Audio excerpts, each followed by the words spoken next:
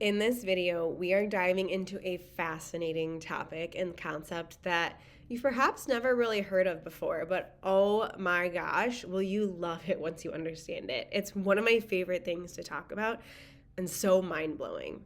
While the conventional medical system still wants us to believe that our health is entirely predetermined by our genetic code and that good health or bad health is a hardwired path, we don't have much control over, the absolute opposite is actually true. We have all sorts of control over our health and the health of our kids because we have control over our lifestyle and our environment. So, what the heck are we talking about in this one? The fascinating science of epigenetics.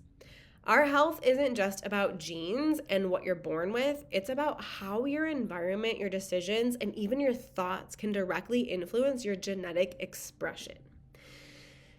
Epigenetics shows us that our DNA isn't our destiny. Rather, it's a dynamic playbook that can be altered by choices that we make and the world around us.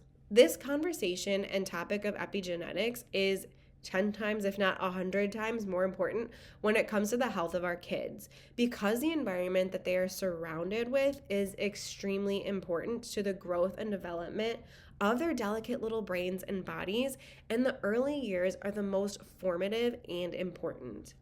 When you understand epigenetics at the level that we're about to dive into, everything comes into the conversation.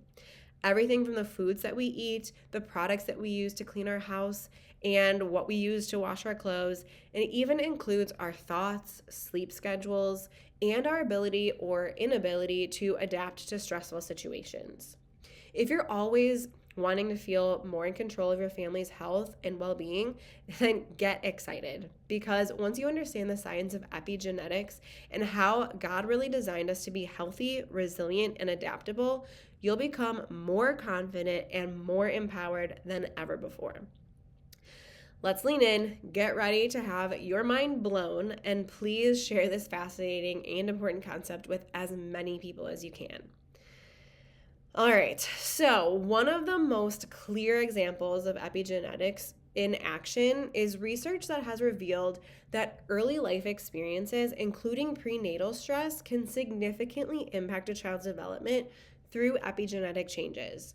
The same can be said for fertility challenges and all the emotional stress and trauma that goes along with that journey.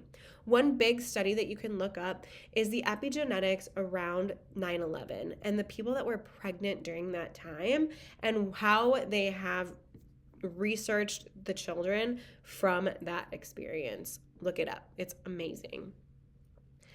Understanding epigenetics. Think of your child's DNA as a deck of playing cards. While genetics may mean that certain decks are stacked a bit more in one direction than the other, it still is up to the environmental signals or cues to drive and determine which hands are played and in what order. Environmental factors and experiences can activate or suppress genes without changing the DNA sequence itself. This explains why identical twins can develop different health conditions despite having the same genetic code. Let's think of it this way. If we have one genetic code, let's talk about identical twins because it's easy to understand. If one is exposed to a certain life stressor and one is not, let's say that genetic code is predetermined maybe for more of a hyperactivity. If we give that genetic code a really great and flourishing environment, the hyperactivity isn't going to be an issue. It's not going to express itself because that code isn't going to be in a maladaptive environment. Now, let's say we expose that same code to an environment that makes that code run and create the hyperactivity. That's where we can see different changes in epigenetics with the same genes. Now let's talk about the perfect storm of early life stressors. Things like high-stress pregnancies and fertility treatments, birth interventions like C-sections, forceps and vacuum extraction, early exposure to antibiotics and environmental toxins, poor nutrition and processed foods. All of these factors can trigger epigenetic changes that affect your child's development.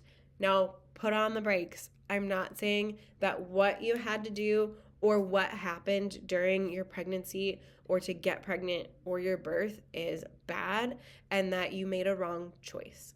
Not the case. You did what you had to do to get where you are right now.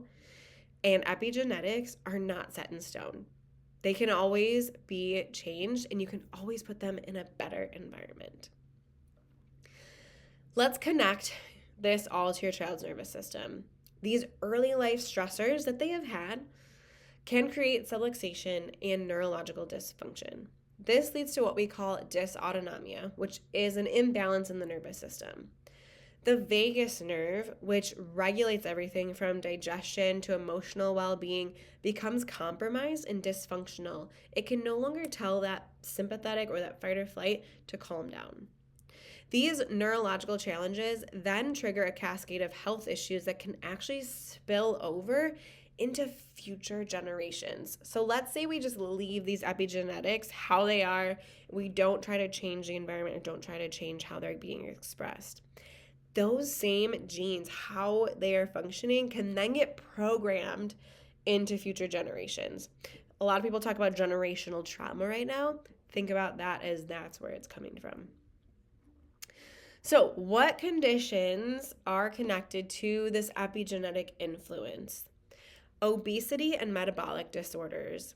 Dietary habits and nutrition can lead to epigenetic changes that affect metabolism.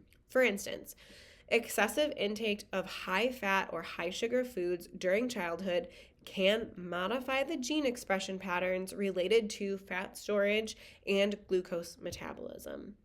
These changes can predispose individuals to obesity, diabetes, and other metabolic syndromes later in life.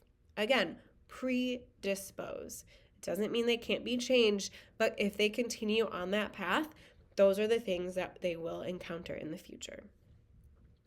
Some other things: asthma and allergic conditions, exposure to pollutants, tobacco smoke, or even high levels of stress during early development or even in utero can lead to epigenetic changes in genes involved in immune system response. These changes can increase the likelihood of developing asthma or allergic conditions. Studies have shown that these epigenetic modifications can affect how the body reacts to common allergens and may exacerbate inflammatory processes. Another one is behavioral and neurodevelopmental disorders. Stressful environments, maternal stress during pregnancy, and early childhood trauma can cause epigenetic changes that impact neurological development of a child. These changes may contribute to the development of disorders such as ADHD, autism spectrum disorders, and mood disorders. Epigenetic modifications can alter the expression of neurotransmitter-related genes, which play crucial roles in brain function and behavior. Understanding epigenetics gives us tremendous hope to influence our child's health and development. Through neurologically focused chiropractic care, we can address the root cause of your child's challenges by optimizing nervous system function and supporting healthy epigenetic expression. This isn't about masking symptoms. It's about creating real, lasting changes at the foundational level.